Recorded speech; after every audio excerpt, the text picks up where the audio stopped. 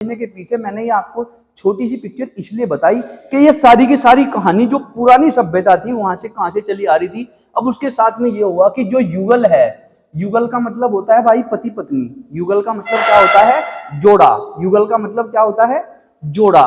तो जो जोड़ा था उसका समाधान मिला जो सती प्रथा का प्रतीक है। बोलो बात पसंद आई कि नहीं आई? राहुल बात पसंद आई? अगर कोई आपसे पूछ ले कि भाई ये पिक्चर कहां से शुरू हुई, तो ये पिक्चर सती प्रथा की यहां शुरू नहीं हुई। कहां से शुरू हो रही थी? उसी सभ्यता से जुड़ी आ रही थी जहां पे वे अपने जानवरों को साथ लेकर जो है जो प्रिय चीज होती थी उसको उसके साथ दफना देते थे। तो वो सारे प्रतीक यहां से प्राप्त हुए आपको, ठीक है। और उसके बाद हम बात करते हैं रंगपुर के अंदर। रंगपुर के अंदर क्या हुआ था, ये कहां है, सबसे पहले आपको समझने की आवश्यकता है। रंगपुर आपका गुजरात में है। कहां है आपका? गुजरात में है। दूसरा आप यहां समझेंगे, यहां पे आपको जो साक्ष्य मिले हैं वो किसके साक्ष्य मिले हैं? धान। और धान में से क्या निकलती है? भूसा। भूसा। अच्छा, भूसा की आप विशेषता ये देख लेंगे कि कितना भी पुराना भूसा होगा वो काला तो पड़ जाएगा, लेकिन भूसा एक लंबे समय तक स्टेबल होने वाली चीज है। इसीलिए इसके यहाँ पे आपको क्या प्राप्त हुए हैं?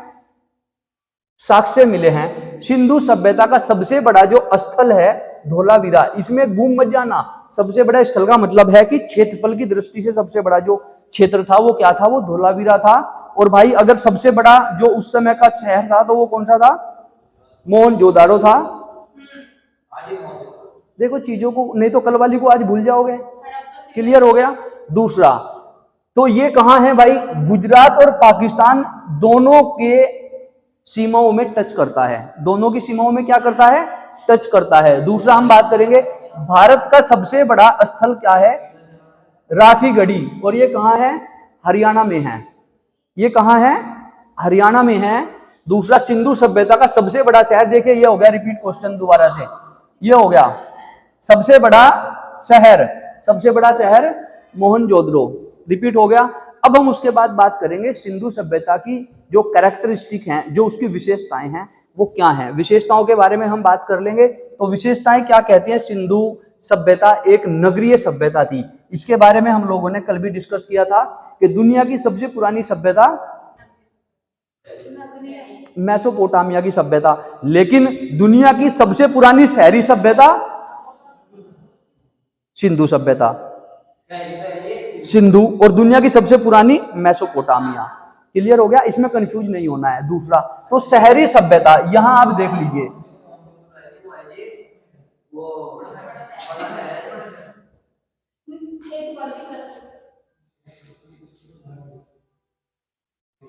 धोलावीरा, क्षेत्रफल में धोलावीरा, ठीक है। चलिए उसके बाद में यहाँ की जो सड़कें थी वो क्या करती थी? एक दूसरे को किस पे काटती थी? समकोण पे काटती थी। यानी कि कुछ बस्ती यहाँ, कुछ बस्ती यहाँ, कुछ बस्ती यहाँ। और सड़कें कैसी थी? चौड़ी सड़कें थी। इसका अगर आप साक्ष्य देखेंगे तो इसके कुछ साक्ष्य यहाँ पे पूरे के पूरे दिखाई पड़ते हैं। और जयपुर में भी सभ्यताएं कुछ इसी तरीके से बसाई गई थी जो राजाओं के द्वारा बसाई गई थी। क्लियर हो गया? उसके बाद में यहाँ पे सबसे अच्छी बात यहाँ पे क्या थी कि यहाँ की सड़कें हमेशा साफ रहती थी। उसका रीजन ये था कि जो सड़कें थी वो पूर्व पश्चिम दिशा में होती थी, और जो हवाएं हैं वो हमेशा कैसे चलती हैं?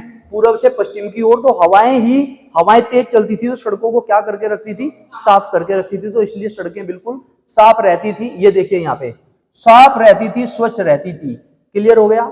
यहां तक कोई दिक्कत है? कोई दिक्कत नहीं है। चलिए उससे आगे की बात आप समझेंगे तो जो नालियां थी वे नालियां ढकी हुई रहती थी। आज भी आप क्या करते हो? शहरों के अंदर नालियों को आप ढक के रखते हो।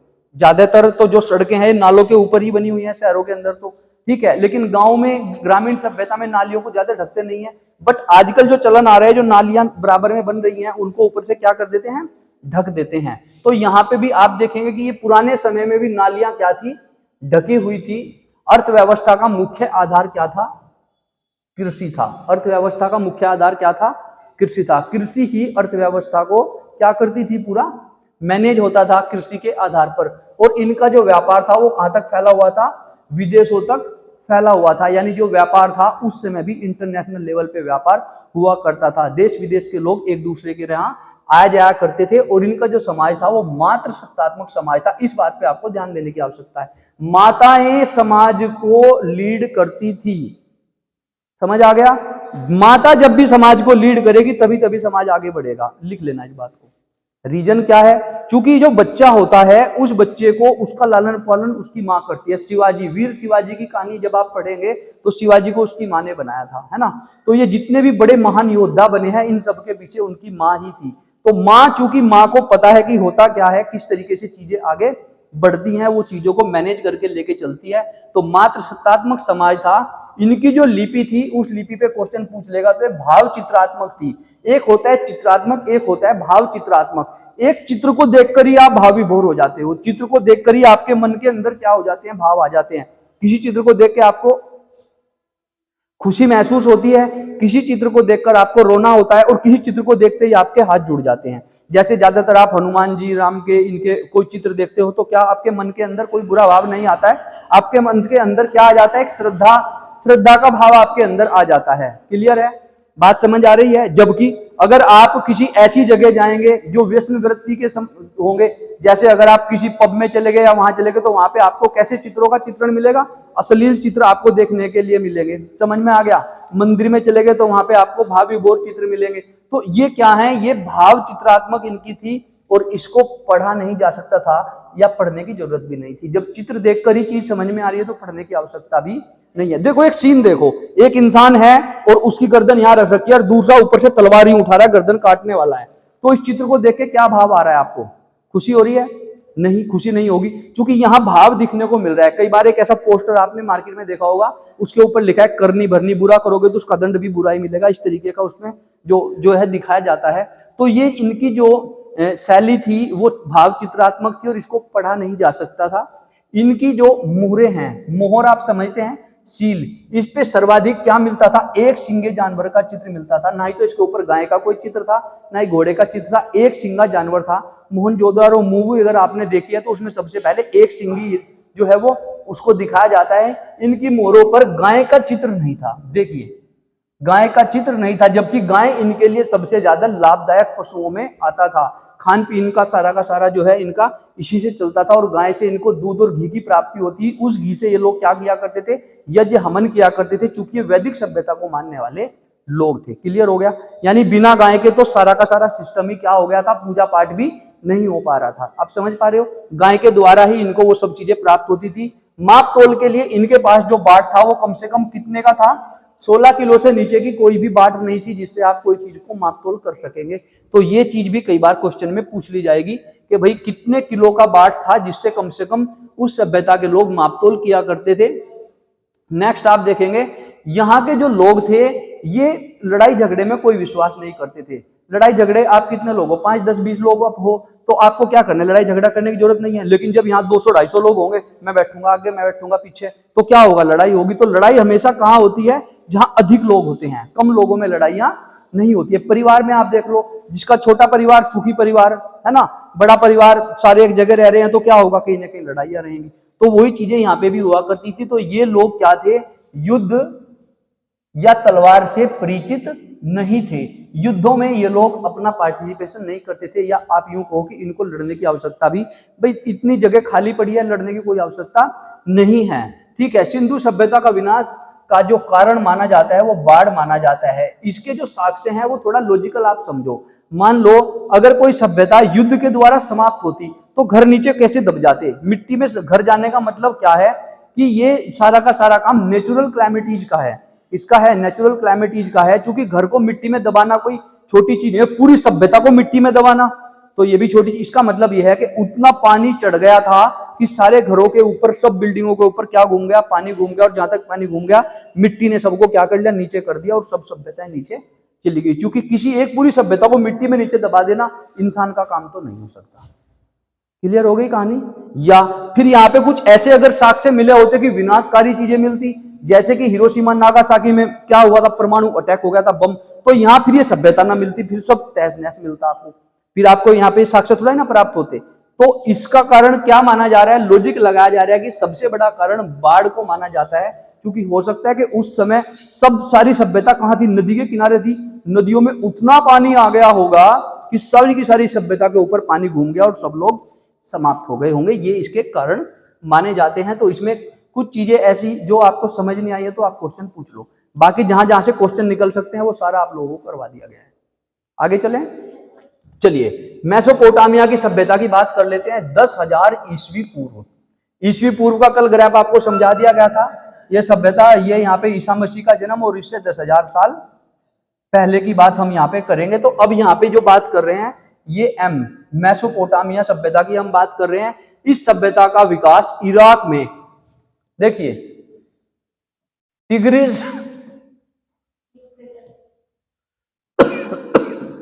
दोनों नदियां आपको समझना है कि सभ्यता चाहे भारतीय हो, सभ्यता चाहे बाहर की हो, सारी की सारी सभ्यता कहां हुआ करती थी? नदियों के किनारे ही हुआ करती थी। क्लियर हो गया? रीजन क्या था भाई? क्योंकि पानी इंसान के जीवन के लिए अनिवार्य है, ठीक है, और पानी आसपास रहेगा तो कृषि कार्य करने में भी आपको सुचारू चीजें होंगी। कृषि करने के लिए भी पानी की आपको आवश्यकता है, पशु है उसको भी पानी की आवश्यकता है, सबको पानी की आवश्यकता है। इसलिए नदियों के पास ये लोग रहते थे। और भाई दजला फरात नदियों के मध्य, यानी आप कह सकेंगे जैसे आपके यहाँ के स्थान की हम बात करते हैं, इधर कौन है? गंगा, इधर कौन है? यमुना, और गंगा और यमुना के बीच का पूरा जो है ये मैदानी क्षेत्र है। तो इस मैदानी क्षेत्र में क्या है? सबसे ज्यादा सभ्यता, सबसे ज्यादा लोग रहते हैं। और ये क्या है?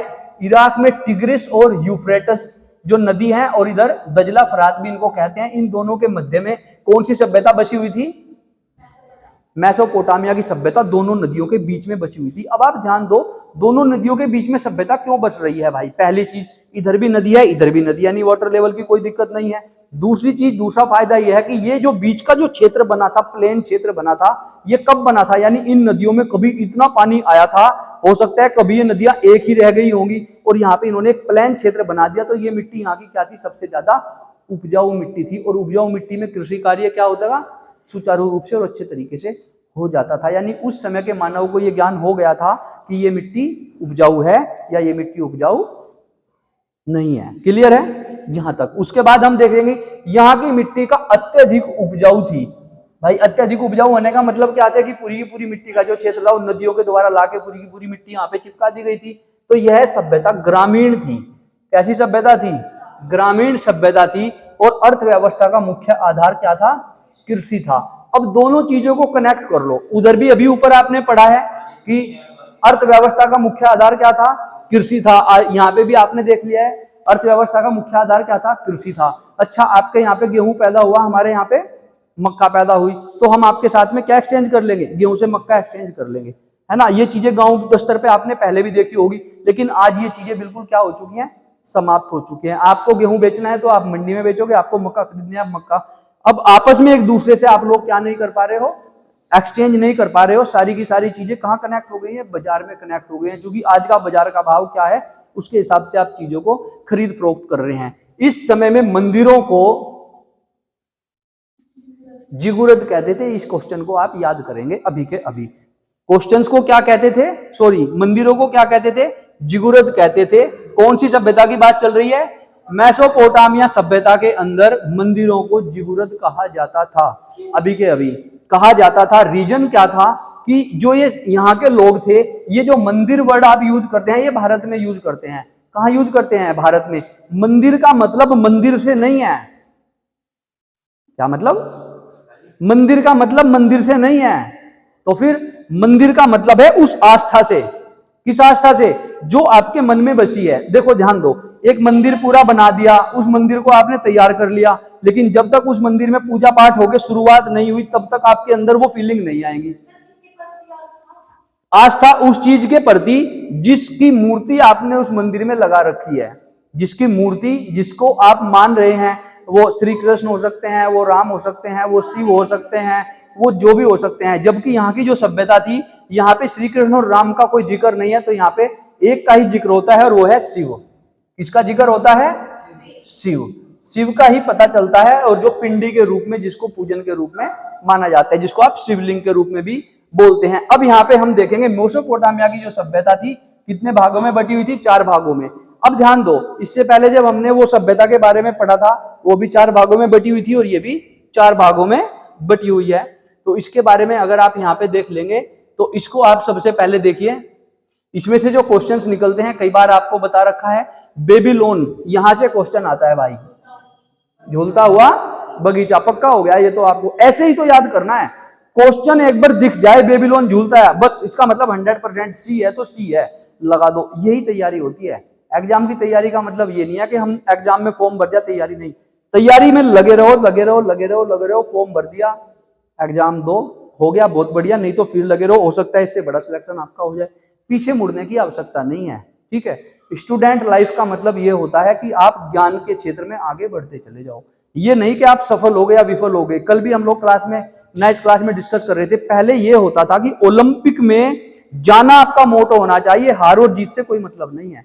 जब मैं और आप आमने सामने होंगे तो एक बात तो पक्की है, हम में से एक ही जीतेगा, यस और नो। जब हम में से एक जीतेगा तो दोनों ही बढ़िया नंबर के खिलाड़ी है, तो एक की हार भी निश्चित है, तो वो हार वाला है, उसको डिमोटिवेट होने की बहुत ज्यादा आवश्यकता नहीं है, क्योंकि जो जीता है हो सकता है कहीं ना कहीं उसने उससे ज्यादा प्रैक्टिस की होगी। तो मोटो ये था कि ये आदमी ओलंपिक तक पहुंचा, इसका मतलब इसने कुछ दम है तभी ओलंपिक तक गया है।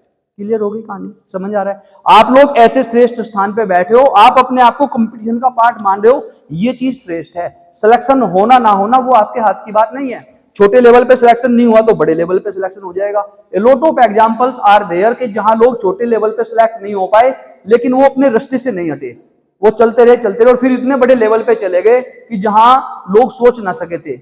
एपीजे अब्दुल कलाम उसी का एग्जाम्पल आप लोगों के सामने, आपका समकालीन है, बहुत पुरानी बात हम डिस्कस नहीं कर रहे हैं। छोटे लेवल से, गरीब परिवार से बढ़ता बढ़ता बढ़ता आदमी राष्ट्रपति तक पहुंचा, राष्ट्रपति देश का प्रथम नागरिक होता है, लेकिन रीजन एक था कि स्टडी का मार्ग ना छोड़ा, स्टडी का मार्ग ना छोड़ा, नहीं तो बीच में कहीं भी रुक जाता, सेटिस्फाइड हो जाता, ठीक है नहीं हुआ, चलता रहा चलता रहा चलता रहा चलता रहा, यहां तक पहुंच गया।